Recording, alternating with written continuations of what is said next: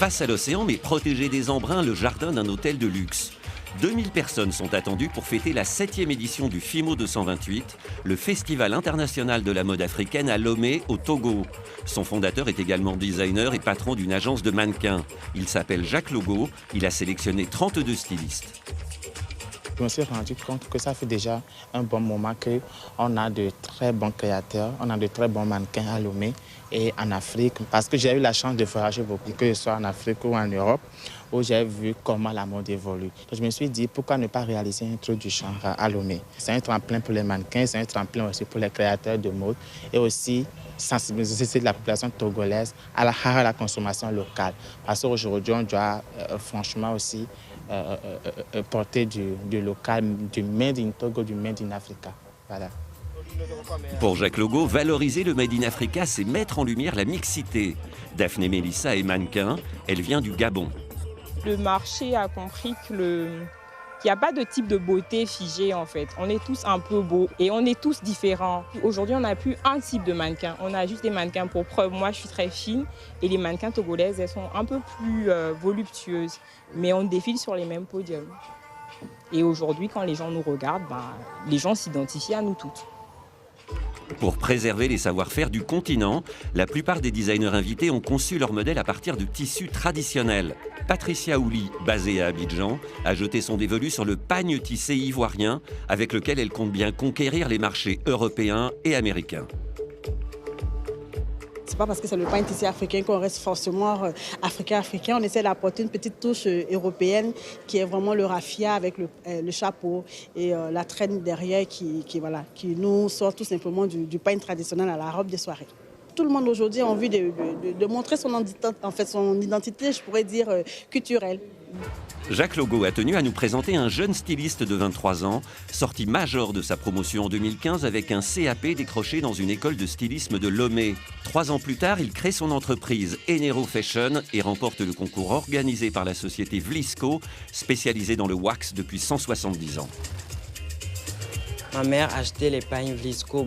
Quand je vois les motifs, ça m'inspire. Depuis le jeune âge, je disais que je vais travailler avec Vlisco un jour. Quand tu vois les motifs, comment il était agencé et tout, ça te donne l'inspiration de créer des choses extraordinaires. Grâce au mentorat mis en place par la Fondation Vlisco pour promouvoir les jeunes stylistes ouest-africains, Janvier a appris à présenter, à pitcher le plus simplement du monde, son travail. Ma particularité, c'est la broderie à la main. La broderie du point de nœud à la main. Et aussi, je travaille beaucoup sur les motifs des pagnes, comme je l'ai fait ici. Et aussi, je travaille les tissus africains d'origine nigérienne, qu'on appelle achoké. Donc, je travaille ça à la broderie pour associer aux pagnes. Donc, je peux dire que ce sont mes spécialités. Mélanger les matières, c'est une tendance que l'on retrouve également en mode masculine. Fidelis Usigbe est né dans une famille de tailleurs. Il a créé sa marque Del Africa Fashion à Lagos, au Nigeria, en 2014. La collection que je présente aujourd'hui s'appelle Dumperman. Elle combine des costumes. J'aime les vestes et les costumes. J'avais envie d'utiliser des tissus internationaux pour les costumes. Mais pourquoi ne pas utiliser également des imprimés africains? Ce que je porte là, c'est un mélange de différents imprimés. J'aime les couleurs.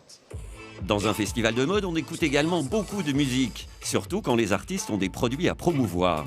Spiritananda compose et produit ses albums à Brazzaville. En parallèle, elle importe des baskets de Dubaï qu'elle customise chez elle sous la marque Kenzie, du nom de son fils. Les sneakers parce que c'est pratique maintenant, tu vois. De moins en moins, les femmes sont en high, tu vois, en talent. Je pense que c'est pratique pour les femmes actives, pour les femmes qui sont vraiment dans le business et tout.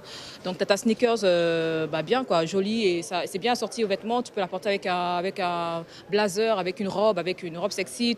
Voilà, donc ça s'adapte vraiment à tous les styles maintenant. Le FIMO présente également des collections écolo. Au Nigeria, Jennifer Rowan travaillait dans la fast fashion. Elle a pris conscience des problèmes environnementaux posés par ce type de mode. Sa collection, sous le label Victoria Grace, s'appelle 50 nuances de vert.